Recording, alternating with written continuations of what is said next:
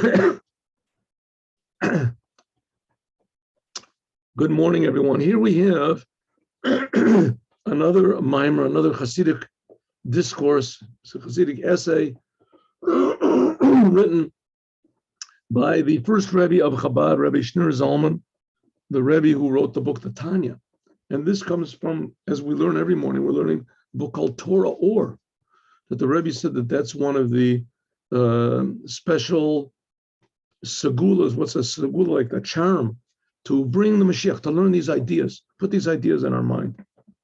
And like we learned in the Devar Malchut that we'll learn afterwards, that we have to bring to the days of the Moshiach. We have to bring, and one of the ways of doing it is by remembering going out of Egypt. We have to remember very, very basic and bizarre basis of Judaism.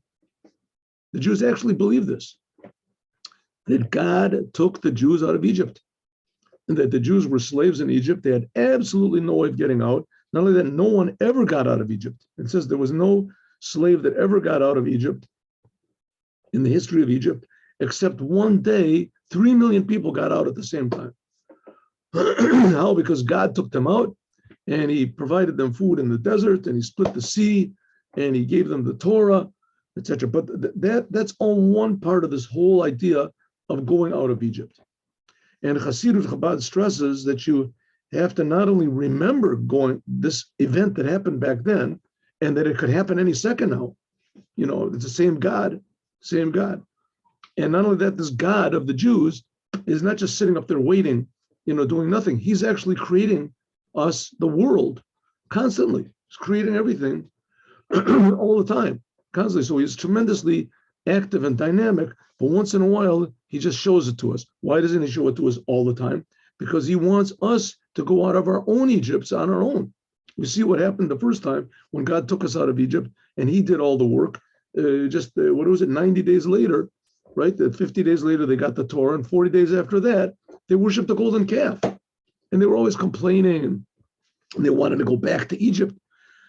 So we see that the Jews, the going out of Egypt was just, so to speak, the beginning of this process that we have to do on our own as much as possible. But when we do get this message and we do go out of our own limitations, those things that limit us from believing in God and connecting to the Creator and doing what the Creator wants in His Torah, when we get rid of those impediments,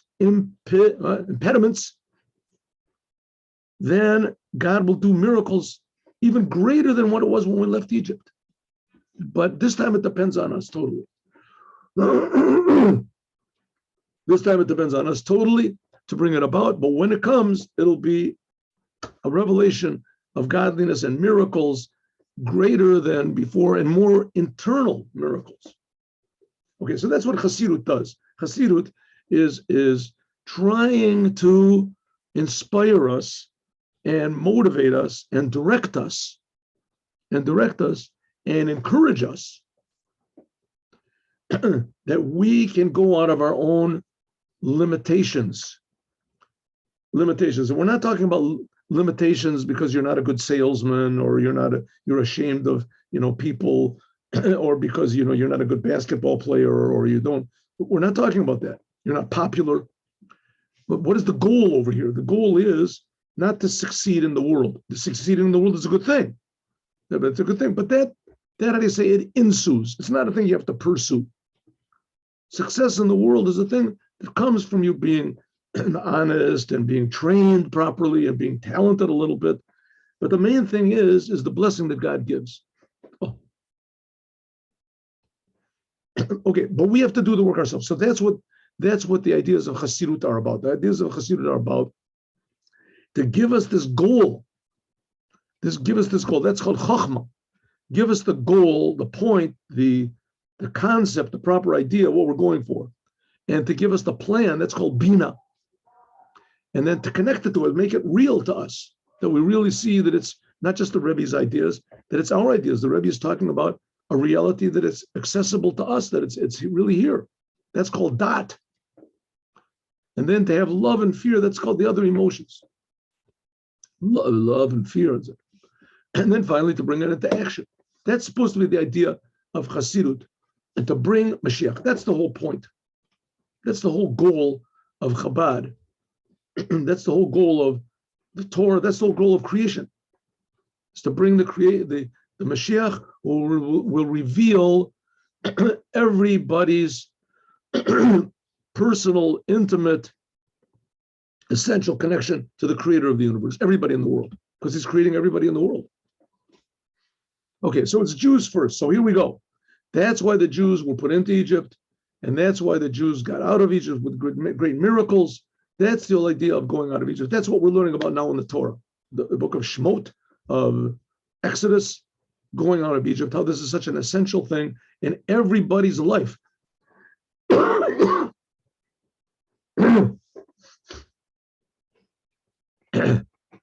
Because it means going out of your own, whatever is the ego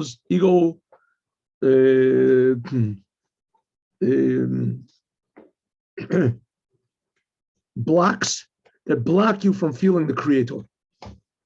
That block you from feeling the creator. That's why other religions are sort of good. I mean, better than atheism, because atheism is just pure egotism. And religions, at least it tells you there's something that's above you, something other than you. But there's what's called idolatry. It's a religion, but it's wrong religion. And the ideal, true, only real, true religion is Judaism. In other words, connecting to the creator of the universe. The Jews have to do it with their commandments in the Torah, and the non-Jews do it with 7 Noahide commandments. But that's the creator's plan for his creation. Let's go. Haboim Yashresh Yaakov. This is, by the way, the Haftorah of this week. The Haftorah is the small portion that we read on Shabbat in the synagogue after we finish reading the regular Torah portion. There's usually a portion from the prophets or from the writings. This week it's from Isaiah. Haboim Yashresh Yaakov. Those who come will be rooted. Yaakov Yatzitz, that Yaakov will like grow up like a tree starts to grow up. And the flowers or whatever, the buds come out.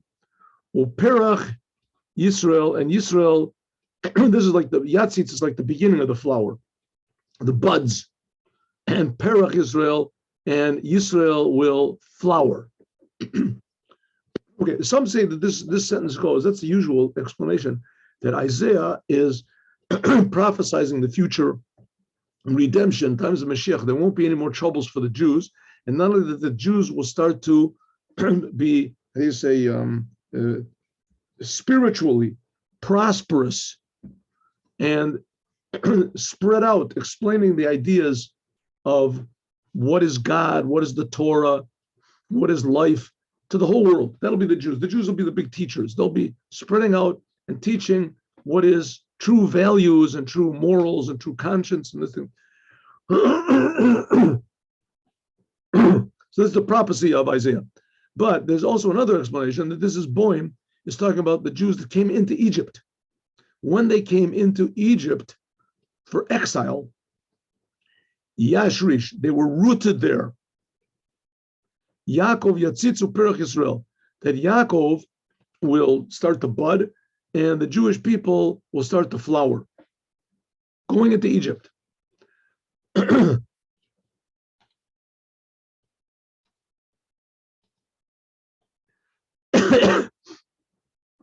Behold, we have to understand, Sheikhad, what's the connection? Hashrasha, this idea of spreading out roots and becoming rooted, Labiat Mitzrayim, to coming into Egypt. So the Rebbe here is, he's using that other interpretation that it's referring to the going, when the Jews went into exile, into Egypt. There they took roots. Hine Kasiv, it is written, Bo Omer Hashem, Boracha Yaakov, V'Yitzircha Yisrael. God said, I have created you, Yaakov, and I have formed you, Yisrael. Chuli.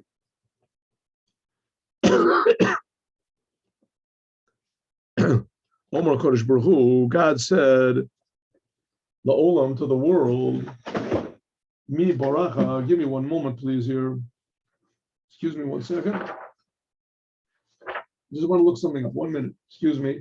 I should have looked this up before, but I didn't. So, what are you going to do? Here we go.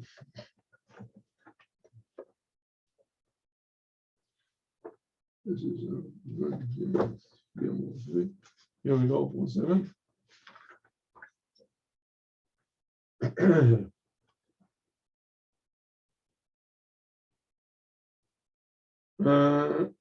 Excuse me.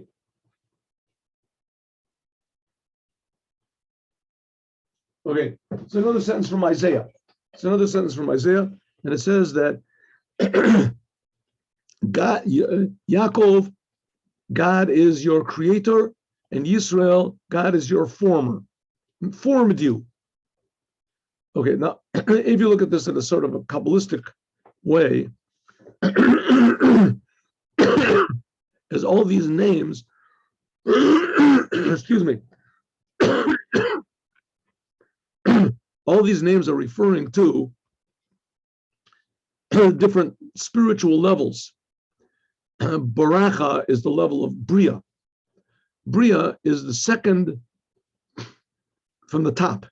The highest of the dimensions of reality is called Atzilut. Below that is Bria. Below that is Yetzira. So Bria, Baracha, is a higher level than Yetzircha, which is a little bit lower level. And this seems to be not congruent with the names that are used here. The highest name, which is Baracha, is used in conjunction with Yaakov. Yaakov is another name for Yisrael. Yisrael and Yaakov, the same person, right? After Yaakov fought with the angel, is God added on a name to him called Yisrael.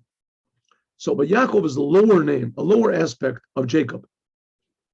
So why is the lower aspect of Jacob connected to this higher dimension of reality? Boracha Yaakov. And Yetzircha, which is a lower aspect of reality, it's a lower dimension, is connected to Yisrael, which is a higher level. Huh? So why is this? So this is going to be important. We'll see. God said to the world, Mi Boracha, who created you? Yaakov. Yaakov Boracha. Yaakov, he created the world. The Yisrael, in this aspect of Jacob, which is called Yisrael, Yetzircha, he formed you. Yaakov and Yisrael formed you. What, God didn't create the world? This is in a prophecy of Isaiah that God is saying to the world, who created you, world? Yaakov created you. Who formed you? Yisrael formed you. Shenamar, like it says, Boracha Yaakov, Yitzircha Yisrael. That's what Isaiah said. He knew what he was talking about.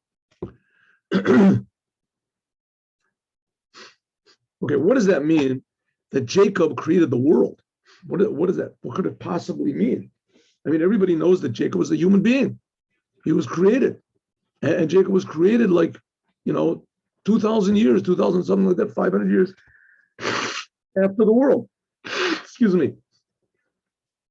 So how could it be that Jacob created the world? What does that mean? And that he formed the world. Okay, says the Rebbe, we'll get to that later. But let's get to another thing. Why does it use the word Boracha connected to Yaakov and Yitzircha, which is a lower name, connected to Yisrael, which is a higher aspect? It says, but we have to understand, Yaakov, why it is when we use the name Yaakov, we say Boracha, Bria, a higher dimension of reality, and Yisrael, when we say Yisrael, the prophet uses the word Yitzircha, he formed you, which is a lower aspect. Hello, Bechinas Yisrael, the level of Yisrael, this is greater than the level of Yaakov. And here it indicates that that Yaakov is Bria, which is higher, and Yisrael is Yitzirah. Okay, here we go. Hine, behold, Yadu, it's known, Sharida, the Neshama, that the descent It's known. She read it to the neshama that the soul comes into the world. Hu bishvil hayom lasotam. The soul comes into the world in order for what's called hayom lasotam, to do the commandments today. Now, the soul, before it comes into the world, there's no time, so to speak. There's no time. Maybe there is. I mean, in some sort of a way, the person is judged to go to hell for a year or so, etc. So there are times. There's a certain conception of time, but it's not time like it is here, where you have obligations, right? I mean, if there's such a thing as time, so there must be time in all the worlds. Time is a principle. Time existed before the world was created. There was the idea of time. That's why there's 24 hours in the day and 12 that correspond to Kabbalistic principles that existed before the world. But nevertheless, before the soul comes into the body, into this world, there's no such thing as doing something today. The soul, when it's up in heaven, doesn't do anything. It just receives. And there's also no idea of a day that obligates you to do something.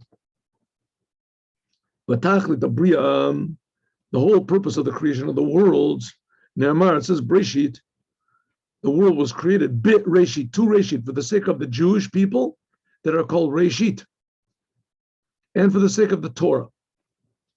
So the whole world was created for the sake of the Jews. What? For the Jews to receive? No, for the Jews to give.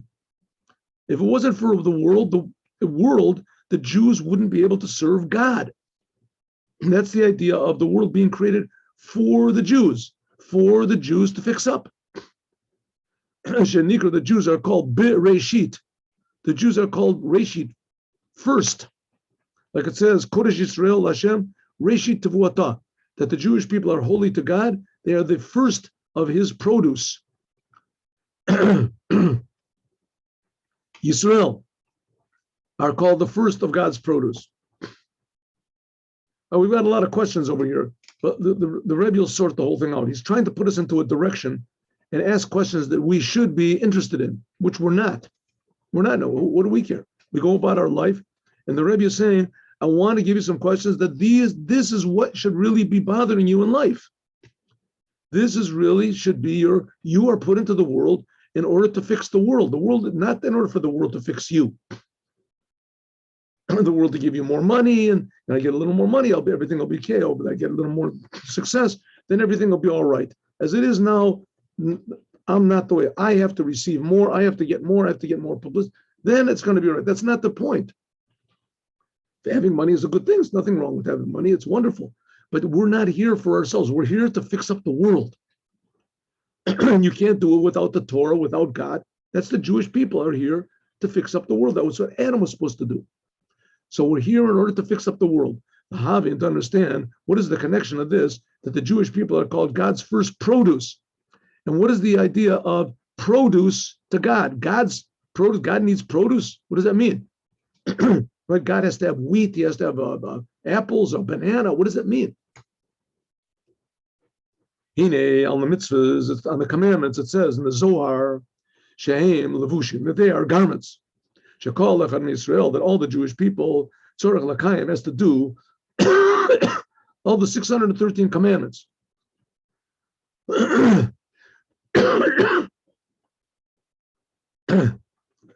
In addition to the commandments of the king.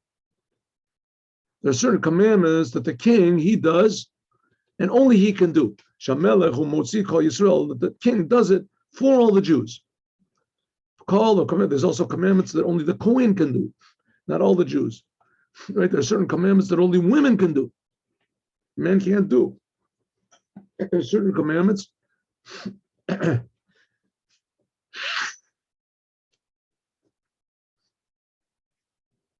all the Jews have to do all of the commandments, as many commandments as is possible to do. Each and every one is obligated to do. But tzarech liot begilgul. Did I skip a line over here? 1 second. Yes, that's right. But tzarech liot begilgul, reincarnation. The soul has to go become reincarnated, or bebechinas ibur, or somehow or other it becomes impregnated in somebody else that's alive. I don't understand this, but there's different ways, things that can happen for a soul to come into a body. In the end of the 13th chapter of the Torah, it says that Tanya, it says that sometimes a soul can get impregnated into another soul to help that soul out. In any case, in order, and the soul has to come into a body and do the commandments, and if it doesn't do the commandments it's supposed to, it has to come back in to a body in order that it can be a garment for all of the 613 commandments, and they become the garments for the soul. And if there's missing one of the commandments, one of the garments is missing. By means of the doing the commandments, there is made a garment, the Gan Eden in heaven, Hatachton, the lower heaven. By means of the intention of the commandments, there is made a garment, the Gan Eden Elyon, in the upper Gan Eden, upper heaven.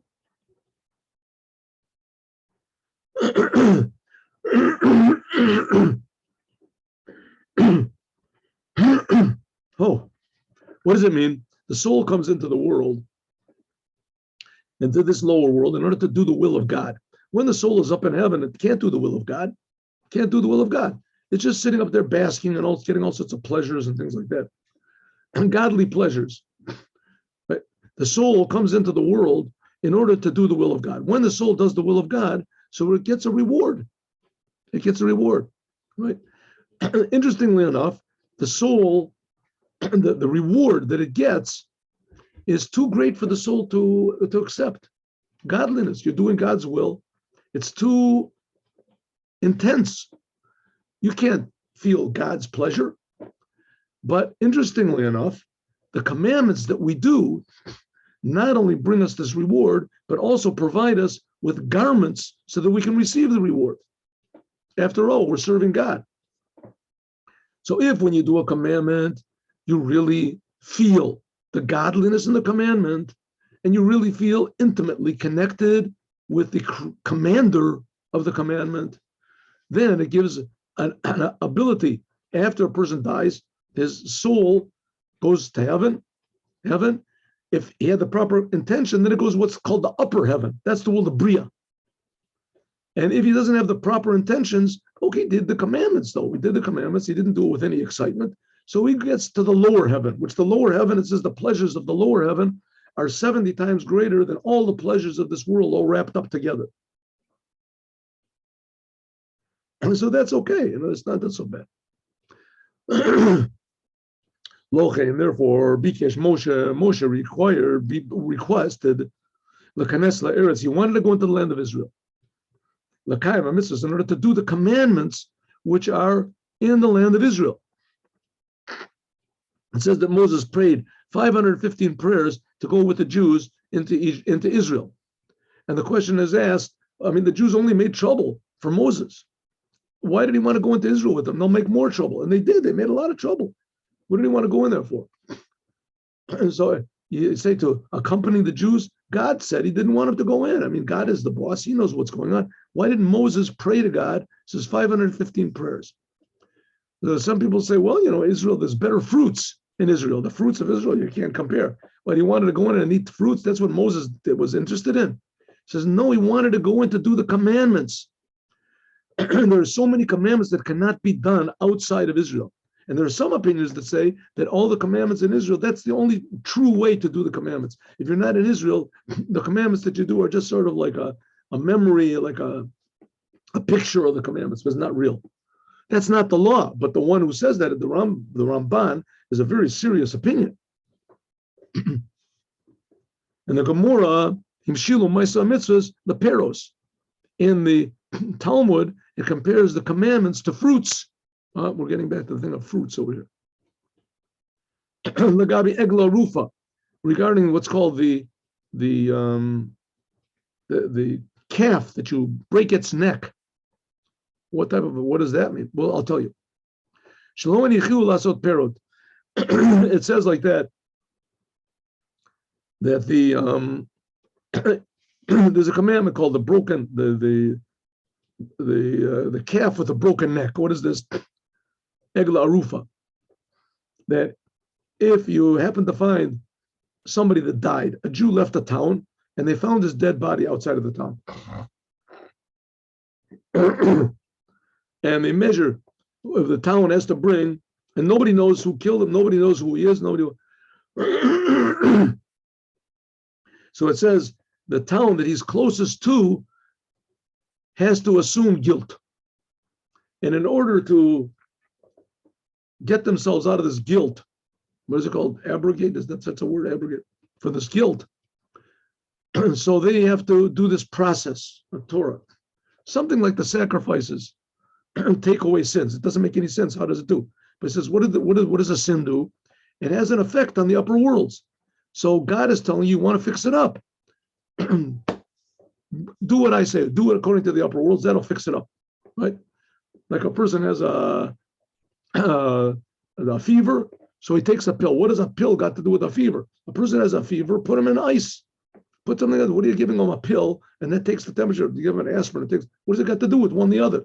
But the doctors know how that it works inside. The same thing is, God knows how it's going on in the inside. So a person did such a sin. So he brings that. Oh, by the way, only the sacrifices only brought forgiveness for accidental sins, not for purpose. Purposeful sins, there was no sacrifices that a person just has to do repentance, etc. Okay. So they find a dead body close to a city. They have to bring the city that it's close to has to bring a calf, and they bring it by a river, and they break its neck, and they say, we didn't spill the blood of this person, and that's it. So he says, why do they have to bring that? I mean, they didn't kill him. He says, no, they should have accompanied him. They should have accompanied him. Why not? Because they left him without any. Says they left him without making any fruits. He couldn't make any fruits. Says, what type of fruits? The Gemara, well, children. A person dies, he can't have any children. So yeah, that's what it means. The Gemara says, what is fruits? If you want to say it's talking about children, if so, then if an old man or if a person who's impotent, if he dies, then you won't have to bring a egla rufa because you didn't stop him from having children. He couldn't have children anyway. And the Torah doesn't make any difference. The Torah, there's no such a thing as one person. If you find a dead body that's like this, you don't have to bring, you don't, if it's like, Ella, what does it mean that you didn't, because you didn't escort him and he died, then he can't have any fruits? What does it mean he can't have any fruits? It can't be that he can't have any children. It means he can't do the commandments. And the commandments are called fruits. Also in the language of the sentence, it says, it says you should plant charity. Ashrechem zora'ei al komanam. Happy are those who plant on all the water. What does it mean? Zorei tzedakahs. You plant charity. When you give charity to someone, that's like planting, right? It's a good deed that has fruits. All right. If so, we see that the commandments are called planting and fruits. That's what it means when the Jewish people went into Egypt. They started the fruits. What does it mean? We'll see.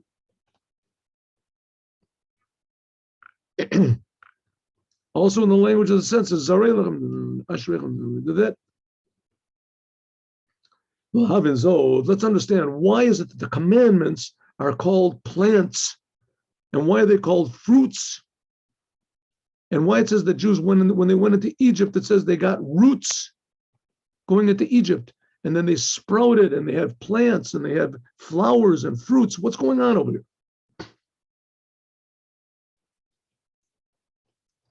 So it says, Hine, Nisava, Omer, Azal, the rabbis say, Nisava Kodesh Baruch Hu Leos L'dirba Tachtonim. What does God want? God wants that he have to have a dwelling in this lower world. And so to speak, before God created the world and put man into it, there was no real reality. There was no reality. There was just God, pure godliness. Pure godliness. So that's pretty real. I mean, God is the ultimate reality. It says, yeah, what's true, there was God, but God didn't have any pleasure. God didn't have any pleasure. right? It's like a person that's very depressed. He just doesn't have any pleasure in anything. He doesn't want any life. It's like no change, nothing happened. Just everything is just boring. So to speak, before the world was created, God was not really, how do you say, activated. Oh. The reality really only started when God created the world. And every time we do what we call a good deed, according to the Torah, that makes true reality. That's eternal. We don't know what this means, but in the raising of the dead, we will. The raising of the dead, we will see and feel what real reality is, how it is that before the world was created, there was no reality.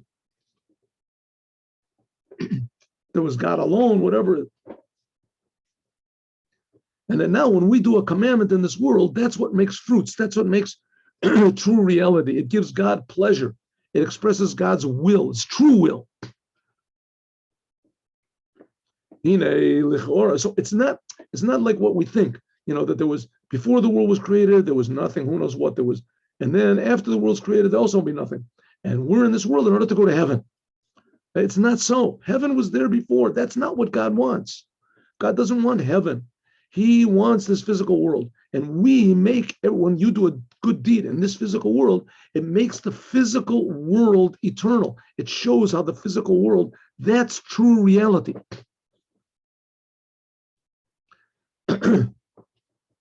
Says God wants a dwelling in the lower worlds. That's what it means. At first glance, and it's not understood. What is this dwelling in the world? God is everywhere. What does it mean he wants a dwelling in this world? Before the world was created, God was also one. The world just sort of disturbed things, right? Huh? The world is just sort of like a little blemish, and eventually it's going to go away. There's only going to be heaven. This world is like, we got to ignore it. That's basically what all the Eastern religions say. That's all the basic, and that's also what a lot of people that don't know Hasidut, they also say. The world is just sort of temporary. Try to ignore it as much as possible. Says the Rebbe, no, the world is the main thing, and we want God to dwell here. Says the Rebbe, what does it mean? God is not already here. It says Hashemayim v'Ha'aretz ani maleh. God is everywhere. There's no place that's outside of God. What do you mean we want God to dwell here? There's two levels of godliness. One's called how God fills the world, and one is how God surrounds the world. This aspect of God that fills the world, this is called the level that's enclosed in the creations, begilui, in a revealed way. What does it mean? This is what keeps us alive. Ata machayes kulam. The ata otir, by means of God's letters, he creates the world. Right? That's God revealed. What do you mean God revealed? Here we see the world, right? How did the world get here? So you have a choice. You can say either the world got here by some sort of natural processes, scientific processes, somehow or other. There was a black hole, there was combustion, there was imbustion, there was whatever, there was concussion. However, the world was created. Okay, it leaves big questions. How did it? What was the first something? How did the black hole get here? How did negative, whatever it is? Okay, you got a question, but nevertheless, that's one answer. We don't know how it began, from how this little something or quark or whatever happened, how it started. Or like the Greeks said, it never started. It just always was. That's all. That's it. So we can say that. Or we can say that God is creating it. Right? There's a lot of things in the middle also. There's a lot of other possibilities. But nevertheless, God is creating the world. God is creating the world. Now, can you see God creating the world? Well, here's the world. How did it get here? How is it sustaining? Either we can say it's natural forces, or we can say that it's God. Right? Could be. So that in that way, God is revealed. Right? Take your choice. If you want to be the religious people, so you say God is. So here it is. Oh, the world is a big miracle. God is creating it. That which you can see, God in the world, a beautiful sunset, people are alive, the children smiling, right? The river flowing, all these things, the beauty, the power, that's God revealed. That's called how God fills the world. But then there's another aspect of God which is called Sovev Kolim. And that's how God surrounds the world. This is also everywhere because God is everywhere, but it's concealed. It's not revealed at all. Therefore, the rabbis say, so all the religions in the world, and there's a lot of religions, and they're very deep and very complicated, right?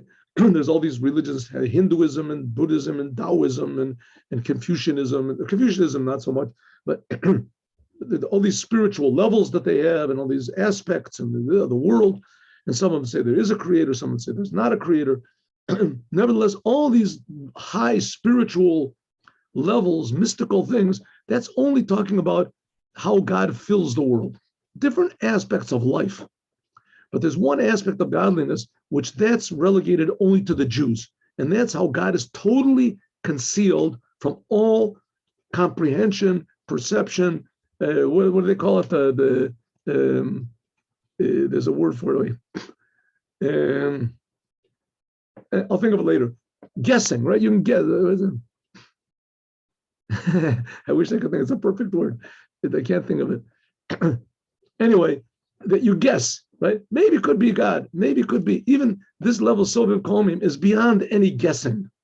You could never even dream that there is such a thing as the Sovev Kolim. What is this? That's from the Torah. That's the Torah. That's the aspect of God that he cares about every detail of the world. He cares. He cares about every detail of the world. He creates everything. That's a lower aspect of God that he creates. This is why he's creating. This is what's called, that's why the Jews have to make 100 blessings every day. And you can't do this blessings unless you're in the world, unless you're in the physical world. That's the idea of Baruch Atah. When we make a blessing means like a bricha, like you draw something from above to below. A bricha is like a gathering of water. When water falls down to its lowest point and it gathers together, it's called a bricha. It's also the bricha, like going on your knees, your birkayim, it's called the knees, going down. Shehi mit mihahelam elokiloi. This is from concealment to revelation. Bricha mibechinas helam, because to draw down from this concealed aspect of God, that Hashem becomes revealed. This is the letters of Yud Ke Vav Ke. These are the letters of God's name. That's God's name. Yud means how God, so to speak, contracts himself. Hey is how he spreads out himself, etc. Ach, this drawing down from this aspect of Sovev Kolim, which is from the concealed to revealed, that we reveal how God really cares about every detail in the world, and how God is creating every detail in the world, and how God has a specific will for everything in the world. This is only by means of the Jews. Like it says, Beit Yisrael, Baruch Hu Hashem. Like it says, Jewish people bless God. And everyone in the world is interested in themselves, right? You're going to go to heaven. You're going to get, I am going to go to heaven. I'm going to get blessed. I'm going to get cursed. I'm going to go to hell. I don't want to go to hell. I'm going to do this. I'm going to get revelation. Everything is me. Everything is me. I'm going to, what I'm going to get. Here, Judaism says, no, you can give. You can reveal the essence of God in this world. In order to do that, you have to forget about yourself. That's called Sovev Kolim. You have to just do what the Creator wants because He wants it. I know if you should call Israel, because only the Jewish people, they have the power, limsor nafsho, and to be self-sacrificing, to totally not think about themselves, to totally be concerned only in the goal.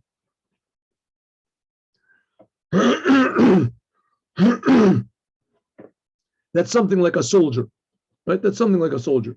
But not, soldiers, they think about the goal, they don't think about themselves. But sometimes soldiers go into it for, they want action, they want the. Also, we talked about this a lot of times, being in an orchestra, right? You only think about the music. Here we're thinking, you only think about the Creator and the world. You're just a means to bring the Creator into the world. And therefore, Ne'amar, it says, Beit Yisrael, only the Jewish people, they can bless God. B'zeu Elokeinu, that's what it says, our God. And we're going to see that's the reason that the Jews went into Egypt, why they came down. Because this idea, only down here in the world can there be this revelation of God. That's what it means, Elokeinu. That's what it means, Baruch atah Hashem Elokeinu, our God. It says the days of our life are 70 years. It says, B'yamei shanatenu shivim shanim, gavura shmonim shanim. It's one of the Psalms of Tehillim. Kol shana, every year, 365 days. Every single day is in order to make 100 blessings. What does it mean, 100 blessings? A blessing draws down God from what's concealed to be revealed. Ayin be'ayin, so it'll be like it was in Mount Sinai, seeing God eye to eye. That's the purpose of the Jewish people, to make this happen in the world. And that was the whole idea of coming down into Egypt, as we're going to talk about more, God willing, tomorrow. Now let's do the Devar Malchut.